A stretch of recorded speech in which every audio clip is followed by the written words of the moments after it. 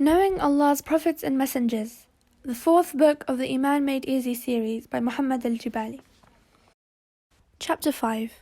Our Duty Towards the Prophets. Obeying the Prophets. The Prophets and Messengers have conveyed Allah's commands and guidance.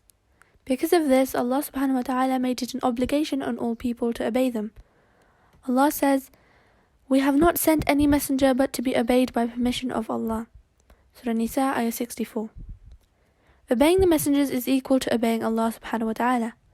Allah says to His last messenger sallallahu alaihi wasallam, "Whoever obeys the messenger has indeed obeyed Allah. But as for those who turn away, we have not sent you, O Muhammad, as a guardian over them." Surah Nisa, ayah 80.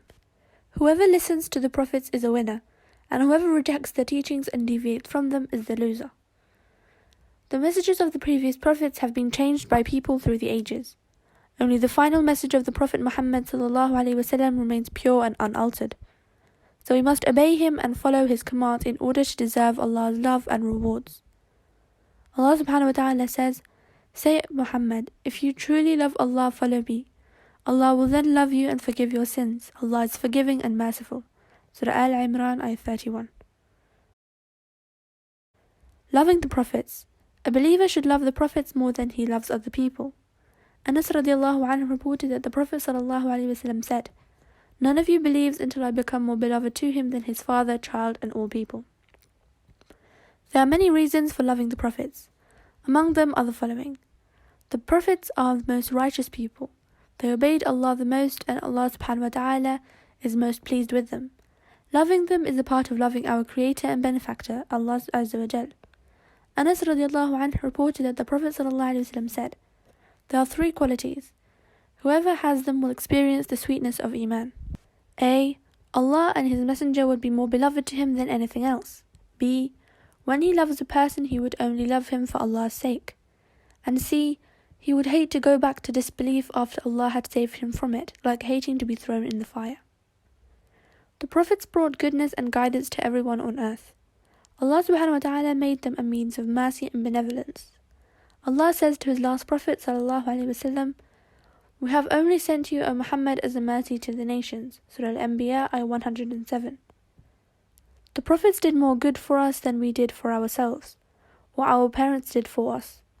Allah subhanahu wa ta'ala said about His last Prophet sallallahu alaihi wasallam, "The Prophet has more right over the believers than they have over themselves." Surah Al-Ahzab, ayah 6.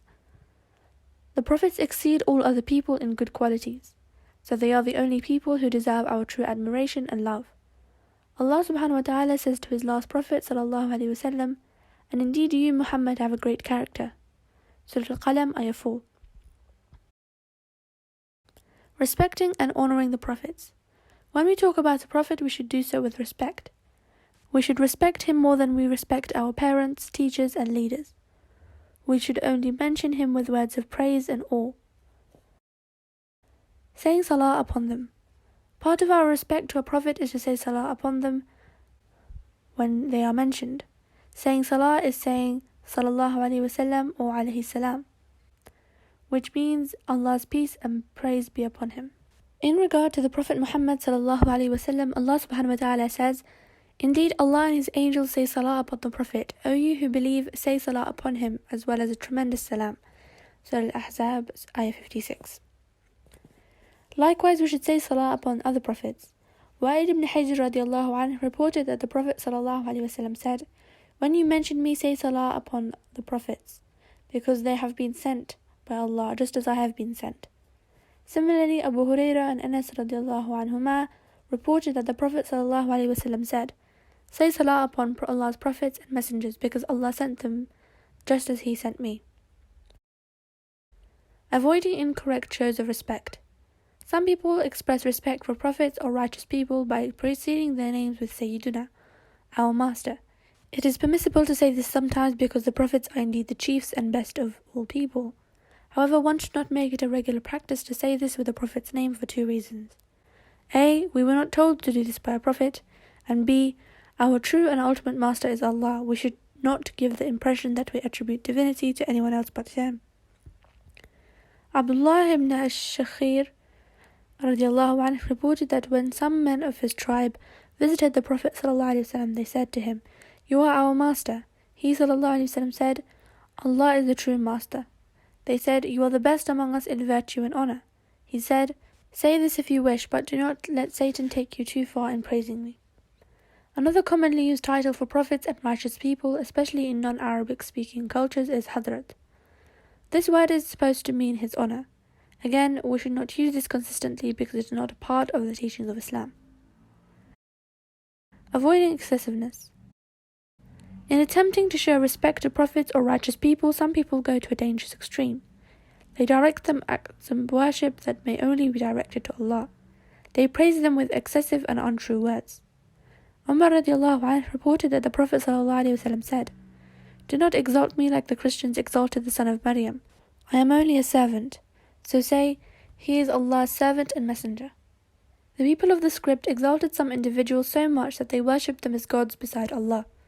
Allah subhanahu wa ta'ala says, "The Jews say Ezra is Allah's son, and the Christians say the Messiah is Allah's son.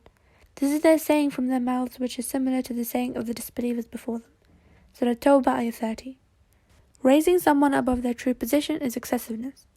Allah subhanahu wa ta'ala says, "O people of the scripture, do not be excessive in your religion and do not say about Allah except the truth." Surah Nisa, ayah 171. Conclusion. The Prophets, Allah's peace and blessings be upon them, were the pick and best of humanity. They strive to obey Allah and guide people to the best beliefs and actions. Through the time, they were the true leaders to goodness and success. In this life as well as the hereafter, Allah subhanahu wa ta'ala describes them as follows. "We made them leaders guiding by our command. We revealed to them doing the righteous deeds, performing salah and giving zakat. And they were faithful worshippers of us." Surah Al-Anbiya, ayah 73.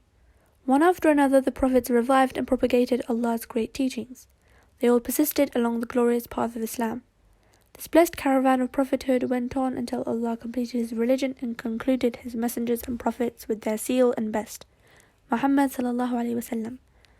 The Prophet Muhammad's religion was the peak of the religions, and his call was the complete one that will remain until the day of judgment, as Allah subhanahu wa ta'ala says, "This day I have perfected your religion for you, completed my favor upon you, and have chosen for you Islam as your religion."